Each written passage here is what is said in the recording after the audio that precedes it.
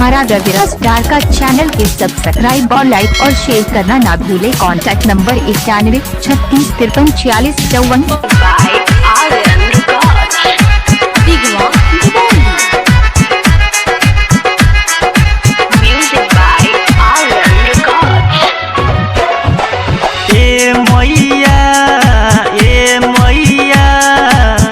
बोला न घरे अबू कहिया ए मैया बोला न घरे अबू कहिया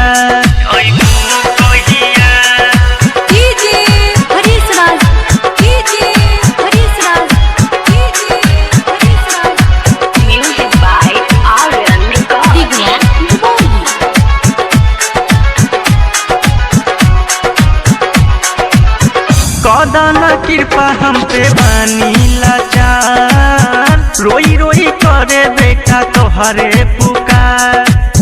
कदन कृपा हम पे बानी लाचार रोई रोई करे बेटा तोहरे पुकार। ए मैया बोला न घरे अबू कहिया ए मैया बोला न घरे अबू कहिया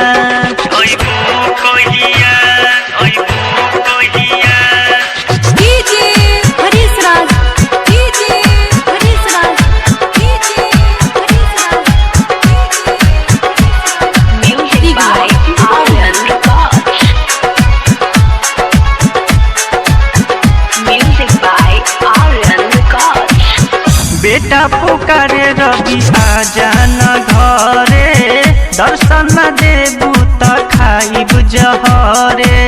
बेटा पुकारे रवि आजा न घरे दर्शन न देबू त खाइब जहरे। ए मैया